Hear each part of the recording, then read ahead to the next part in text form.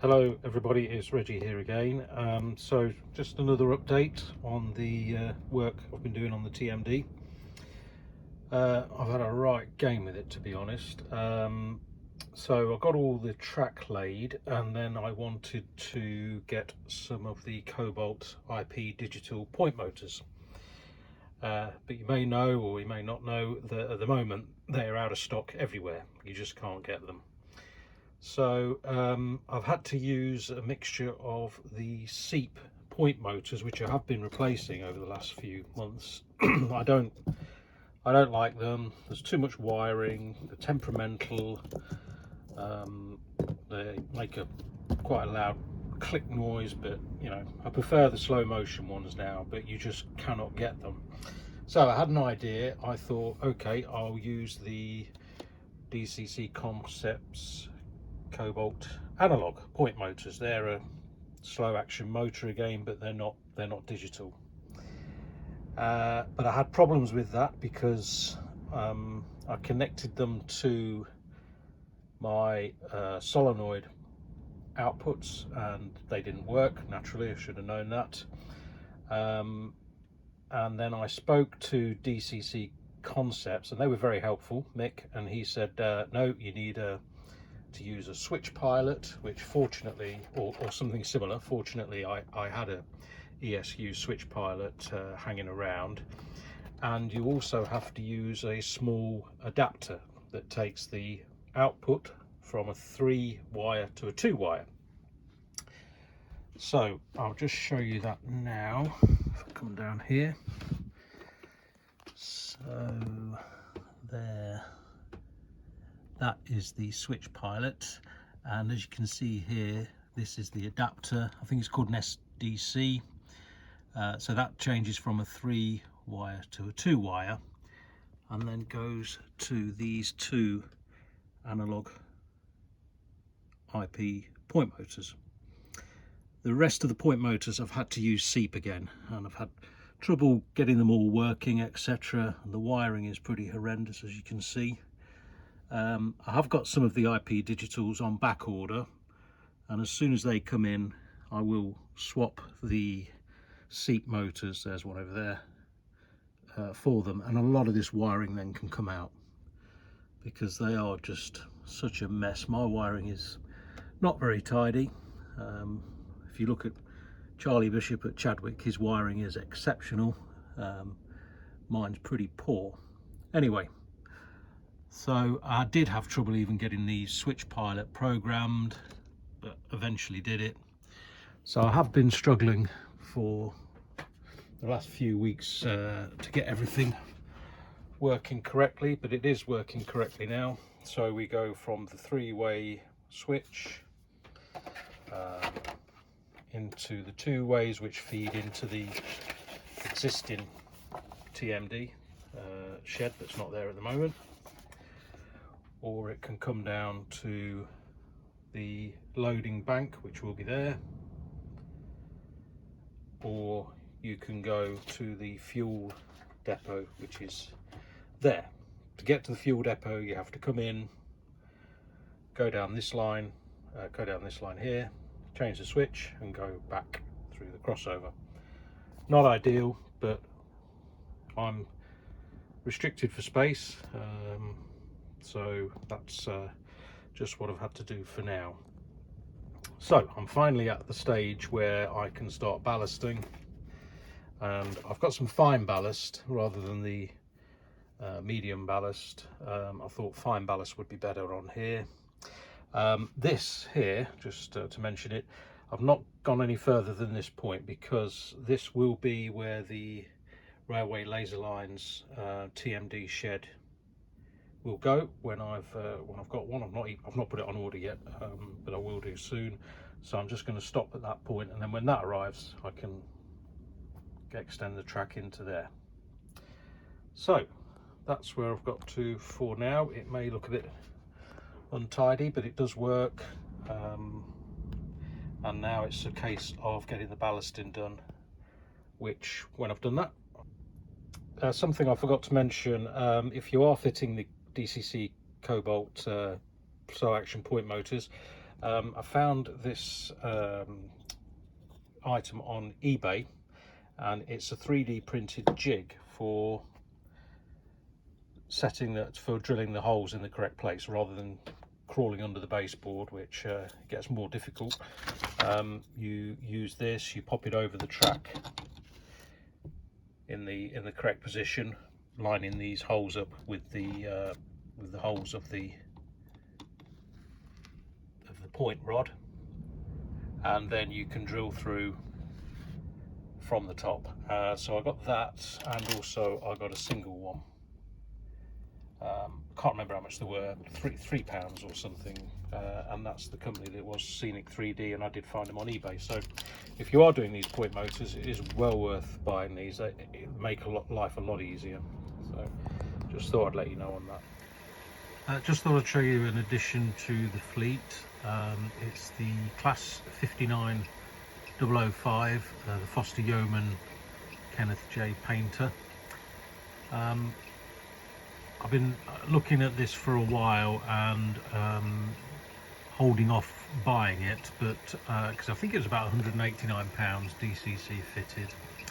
But I have got the Foster Yeoman carriages, so I thought, you know, I really ought to buy this, but just kept putting it off and putting it off.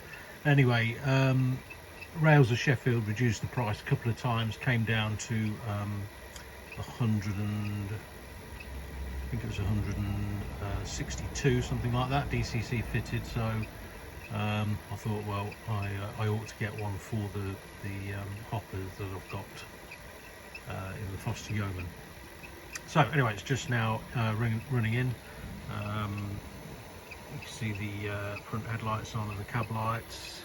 Little squeak from it somewhere, but I'll sort that out. But yeah, excellent, lovely livery application.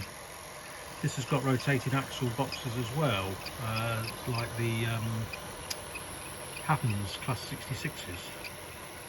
Whether they'll fall out or not, I don't know. I mean, I actually didn't have much of a problem with the Class 66s at all. But yeah, nice detailing, nice underframe detailing, good livery, nice cab interior actually. There needs a driver.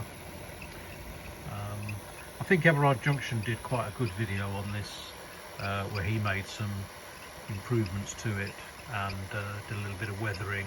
I'm not very brave when it comes to weathering expensive locomotives, but one day maybe. Anyway, I'm just running it in at the moment, and then later on I'll hook it up to the wagons and we'll see it go around the circuit. So that's the code for the DCC fitted. Not sure if Rails have got any left, but probably. So maybe worth having a look if you are interested. Hi again, so I'm back. So as you can see now, I've ballasted most of the TMD. I've left some areas bare because I'm not sure what buildings will go in which places, so I'm not going to ballast all of it, but I've done the bulk of it. Just something to show you here. I've put the fuel depot back, and this is from railway laser lines, so it's like a laser cut grid for fuel depots, and a side stonework, and I've weathered that up a little bit, and also fitted a light into the fuel depot canopy. I've had that ages, this light from Express Models, and what I thought I'd do is I'd try to wire it up to the ECOS command station through the switch pilot, because I've got a couple of spare ports. So I've done that. It's on number 3 there. So now, rather than being on the lighting circuit, it is on the DCC command station. So if I take you over here to the DCC, to the depot sketch, so there now there is this is a layout of the depot, and you see that light there. So if I operate that, turn that off, switches the depot light off, and switch it back on, and the light goes back on. So I just thought I'd try that out, see how it worked, because all my other lighting is just on a separate circuit, but I thought I'd try this out, and it works really well. Might be worth changing the other lights over, but I've got enough to do without doing that as well, I suppose. Another thing I've added is these Acura Scale friction buffer stop with lights. They're the Rory type, Rory. So I put one there. This is the box. That's the box there. One more over there at the load bank track, and I've just got another one at the end of where the shed would go. Repainted the yellow warning there. The LED on that pit need wiring back up. Excuse me. So then I've weathered the track as well, so I've airbrushed this with sleeper grime and then roof dirt on top to blacken the center rails, and then cleaned the paint off the top of the rails when it's dried. So everything's working and tested as well. So I just thought I'd let you know where I'd got up to so far. So I was just going to, one thing I was going to say, that the ballast darkens quite a bit. So as you can see the colour there, and I just do the usual wet it with water, and then used 50-50 PVA mix. But if you look there, if you look here at the that's the colour the ballast came. This is the Hatton's fine ballast, and then you look at the actual colour it turns up. So bear that in mind if you are looking at ballast to use on your layout, that it does often go darker than what it looks like in the packaging. Okay, I'll do a few shots just showing you the locos running through here. I've got more to do on here. Still got the TMD to put back in, the load bank to finish, setting that up. This needs gluing down as well. It's not been glued down yet, but you know, we're getting there, and I shall just carry on. I've left this without any ballast on, because that is where eventually the railway laser lines depot will go, but not yet. That's something in the future. Okay, so thanks for watching. Thanks to all the new subscribers and anyone who's commented and liked, etc. Much appreciated. So I'll leave you now until next time with a few running shots.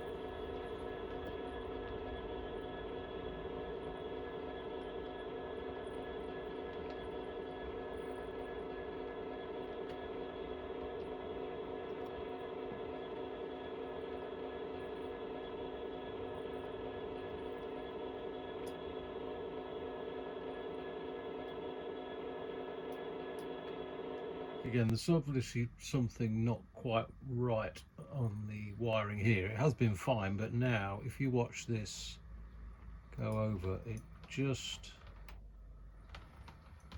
shorts out somewhere. So I'll just bring it back.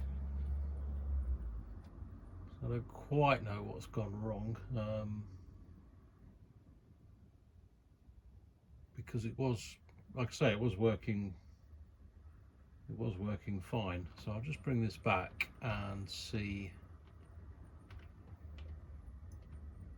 if it will short out again. There, just briefly. So there's something wrong somewhere with that crossing by the looks of it. So that's something I'll have to have a look into, and I'll let you know how I get on in the next one. Okay, cheers.